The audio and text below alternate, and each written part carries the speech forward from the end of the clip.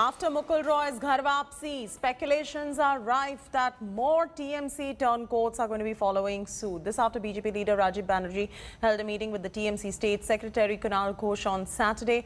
Rajiv Banerjee, however, denied speculations of him returning to the TMC fold, saying that he is with the BJP and it was just a courtesy meeting with Kunal Ghosh. Rajiv openly revolted against Bengal BJP unit after he slammed Shivendu Adhikari's demand of precedent rule in Bengal. He, along with Mukul Roy and Shamik Bhattacharya, had also skipped a key meeting of the party chaired by State Unit Chief Dilip Ghosh a few days back.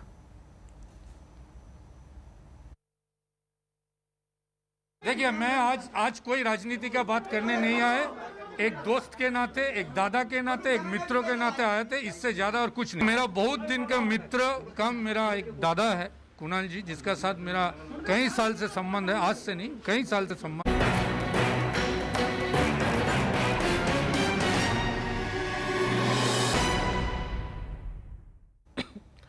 Rift in Rajasthan Congress escalates as Sachin Pilot camp claims that their phones are being tapped. The allegations made by MLA Ved Prakash Solanki have churned out a fresh political drama in the state as the opposition BJP has now cornered Gehlot government, seeking an explanation on the phone tapping charges. Meanwhile, Congress top brass is trying to resolve the dissent between Pilot and Gehlot. Sources suggest that Congress General Secretary Priyanka Gandhi is all set to meet MIFT Pilot today to address his concerns, while Congress leader Ajay Makan has said that a cabinet expansion is on the cards.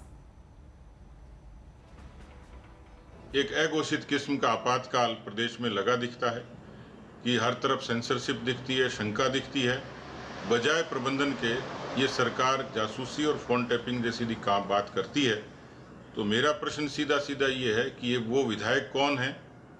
सरकार को चाहिए कि उनको उजागर करे और किसी भी लोकतांत्रिक प्रदेश में इस तरीके की कवायद होती है तो उसके दोषी सीधे सीधे मुख्यमंत्री और गृह मंत्री होते हैं। उनको आज नहीं तो कल जनता की अदालत में जवाब देना पड़ेगा। कुछ लोगों ने कहा है, हमारे विधायक साथियों ने भी कहा है, उधर के जो विधायक साथी हैं तो उन्होंने भी ये चीज़ कही है कि फोन टेपिंग हो रहे हैं। अधिकारियों को किसी भी तरह पे उच्च अधिकारियों द्वारा या आदि से नीचे वाले अधिकारियों को भी ऐसा हो रहा है, उनको डराने धमकाने जैसी बात सामने आई है।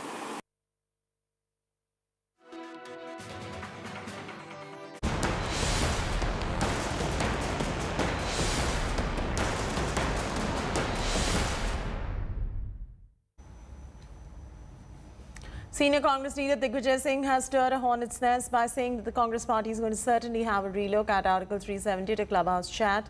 BJP says these statements are a part of Congress toolkit and are used by Pakistan against India.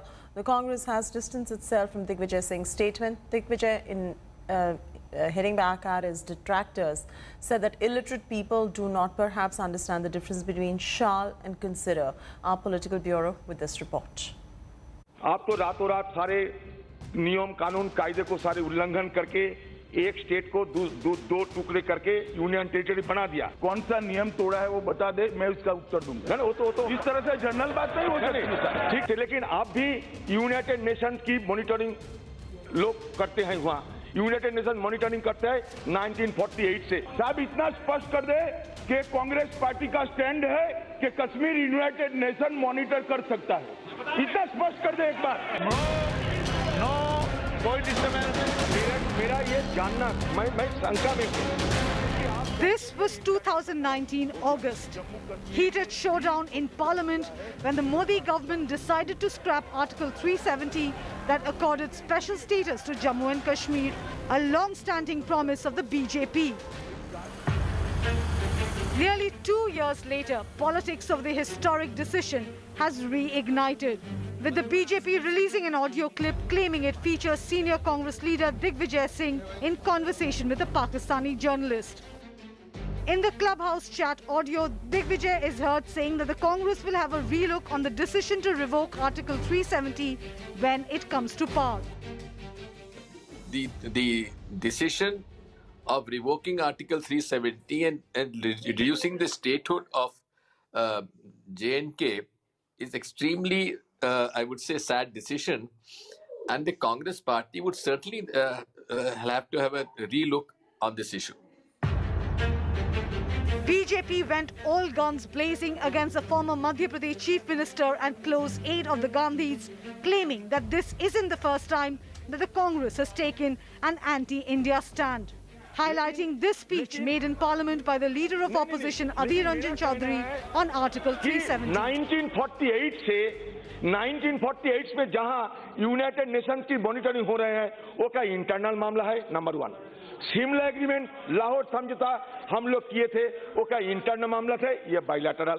कुछ दिन पहले जयशंकर जी पोम्पियो जी को कहा कि ये हमारा बायलैटरल मामला है, आप इसमें दखल अंदाज मत करो। तो फिर उसके बाद भी क्या जम्मू कश्मीर इंटरनल मामला हो सकता है? ये तरह तरह की बात है। इसलिए एग्रेसिव हूँ कि जम्मू एंड कश्मीर के पीएको को आप भारत का हिस्सा नहीं मानते हो क्या? एग्रेसिव ना हो, जान दे देंगे इसके लिए। क्या बात कर रहे हो आप? एग्रेसिव होने की क्या बात कर रहे हो? अधीर रंजन चौधरी वो तुरंत खड़े हो जाते हैं, तत्क्षणात खड़े हो जाते हैं और खड़े होकर कहते हैं नहीं नहीं नहीं नहीं, ये चर्चा हम कैसे कर सकते हैं? ये तो बायलैटरल इशू है, ये आर्टिकल 370 तो द्विपक्षीय इशू है, इसमें भारत कैसे अपने आप डिस्कशन कर सकती है बिना पाकिस्तान के कंसेंट के? आज जो दिग्विजय सिंह जी ने कहा है, मुझे तो पूरा शक है कि ये पूरा का पूरा स्टेज मैनेज था। उस पत्रकार को दिग्विजय सिंह या कांग्रेस पार्टी के किसी बड़े नेता ने ही कहा होगा कि ये सवाल आप पूछना। ऐसा नहीं है कि उसने कोई रैंडम सवाल पूछ लिया, ये सब स्टेज मैनेज्ड होता है, ये टूल किट का हिस्सा है। Despite facing a barrage of attacks from the BJP, Digvijay remained defiant. Speaking to India Today, Digvijay Singh said Congress had opposed the decision to scrap Article 370 in Parliament. He stated that the party was against the way Article 370 was abrogated without taking into confidence the people of Jammu and Kashmir. While Congress distanced itself from Digvijay's controversial remarks, Congress party has clearly stated its position on Jammu and Kashmir in its resolution dated 6th of August 2019 of the Congress Working Committee. Well, I'll send you a copy of it again. This is the only official stance of the party. And I urge and request all senior leaders to refer to the same. he found support from the Gupkar Alliance, a group of regional Jammu and Kashmir political parties seeking to restore Article 370. And I'm very grateful to Digvijay Singh ji. He has realized the sentiments of the people, as other parties of the nation who have also spoken about it. Kashmiri Pandits, though, slammed the Congress leader. कोई भी कश्मीरी पंडितों को कोई भी सुविधा ऐसी कोई नहीं थी। मैं आपको चुनौतीपूर्ण कह रहा हूँ, आपने जो राजनीतियाँ करनी है करते रहिए, लेकिन आपको थोड़ी शर्म भी आनी चाहिए इतना भयंकर झूठ कहते हुए। The Congress party had vociferously opposed the abrogation of Article 370, but when the BJP had attacked them, calling their stand anti-India, the grand old party had taken a more nuanced position and limited its opposition at that point of time to only the manner in which the decision was implemented on the ground. But with Digvijay Singh now saying that the Congress party will have a relook at the decision taken by the union government in 2019, if the Congress comes to power, does that mean there is a reversal in the Congress's official stand? With camera person Pradeep Gupta, Paulami Saha in Delhi for India Today.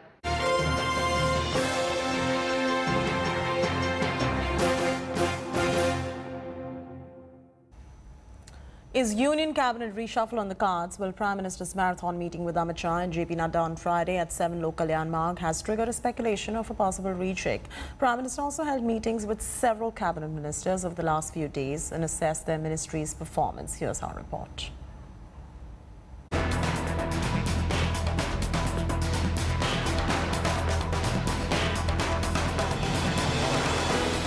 Prime Minister Narendra Modi on a meeting spree.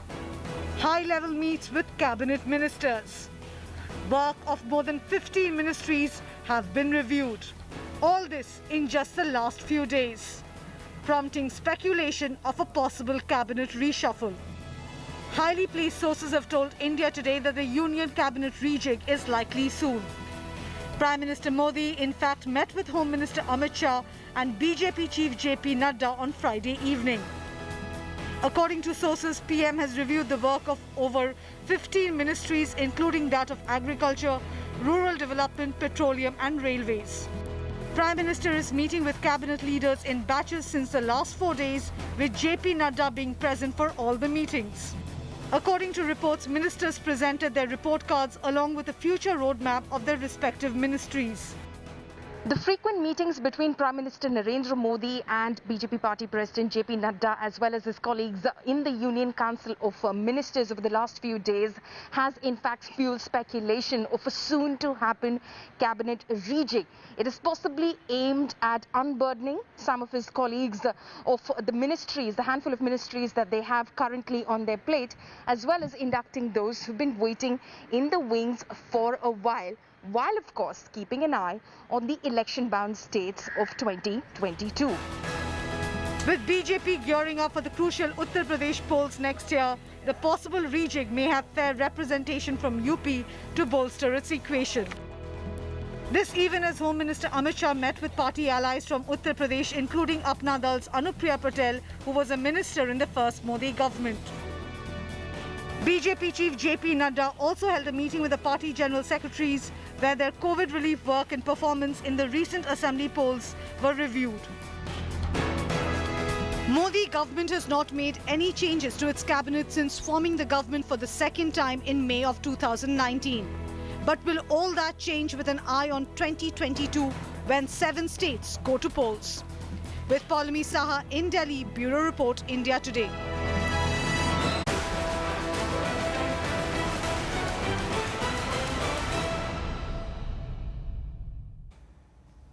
Private hospital operators are calling for a review of the government's new vaccine procurement policy, claiming that the high vaccine prices set for the private sector and a cap on service charge is going to be making it unviable for them. Milan Sharma with this report.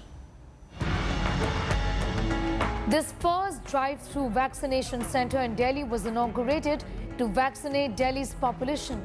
But after the union government capped vaccine prices in private hospitals, this drive-through center is being shut down by the hospital. जो नई price capping आई है उसके कारण ये हमारे लिए थोड़ा unviable हो गया है, जबकि पिछले 15 दिन से हमने इसको लगातार चलाया और हम इसको और भी चलाना चाहते थे, लेकिन अभी फिलहाल इसको बंद करना पड़ेगा. Fortis Healthcare has also issued a similar statement seeking a review of the government's new policy on price cap for private facilities. It said, and I quote, "We would urge the vaccine prices for private sector be reviewed. Unfortunately, the cap of service charge at 150 rupees will not cover additional costs incurred for off-site vaccination camps. We urge the government to consider a higher charge for off-site camps to enable expanded coverage." The government has capped the prices of Serum Institute of India's Covishield at private COVID vaccination centers at 780 rupees per dose. It capped the prices of Bharat Biotech's Covaxin at 1,410 rupees per dose and Russia's Sputnik V at 1,145 rupees per dose. It's also said that private hospitals cannot charge more than 150 rupees for administering a dose. Healthcare industry bodies say the center should procure all the vaccines. We urge Prime Minister to procure 100% vaccine from the manufacturers and provide 50% vaccines to the private sector. AHPI, for example, have 11,000 hospitals, many of which are located in Tier 3 towns. They will be able to provide vaccines to the people and overcome the hesitancy. This would help even small private hospitals to procure doses to vaccinate in small towns as well as rural India. The central government has made it very much clear that 75% of the COVID-19 vaccine will be made available to the government sector and rest 25% will be made available to the private hospitals. Yet the government has made it clear, but there is no official channel from where the smaller hospitals can procure the COVID-19 vaccine. Healthcare body sources have said that it seems private hospital concerns have been completely ignored in the new policy. And the Union Health Ministry has told states that strict action needs to be taken against those that are overcharging for vaccines. While we have conveniently forgotten, for several weeks, it was the private hospitals that were procuring higher doses from the central government to vaccinate at least those who could afford to get inoculated in the country, while states miserably failed to procure these doses. In New Delhi with Sneha Modani, this is Milan Sharma for India Today.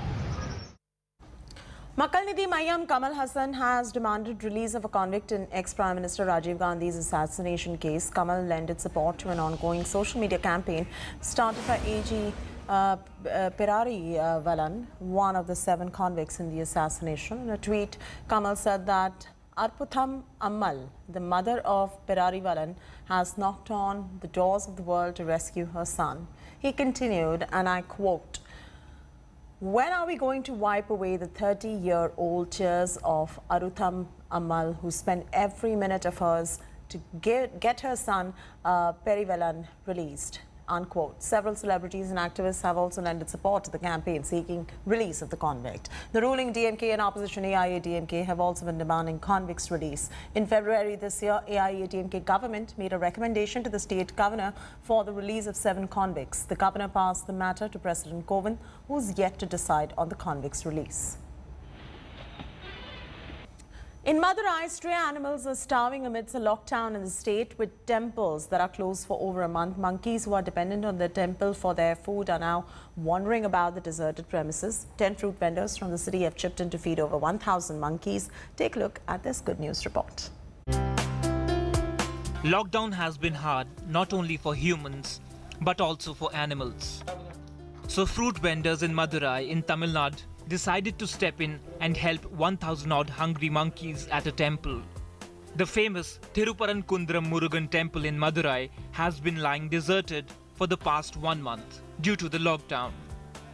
Usually over 1,000 monkeys wander its premises in search of food and get fed by devotees, vendors and tourists. But now with the temple shut, around 10 fruit vendors like Prabhu have come to their rescue. இப்போ நாங்கள் அங்கே work பண்ணுறனால அழிவு நிலைக்கு போகக்கூடிய உள்ள பழங்கள் மற்றும் காய்கறிகளை வந்து மார்க்கெட்டில் ஒரு டீமை ஃபார்ம் பண்ணி அங்கேருந்து எடுத்துகிட்டு வந்து வாரத்தில் ஒரு 3 லோடு அப்படின்ற கணக்கில் ஒரு நாளைக்கு 2 டன் அப்படின்ற கணக்கில் கொண்டு வந்து டெய்லி சப்ளை பண்ணிகிட்ருக்கோம். Many individuals and communities have come together to look after stray animals in their localities amid the lockdown, proving that a friend in need is a friend indeed. Bureau Report.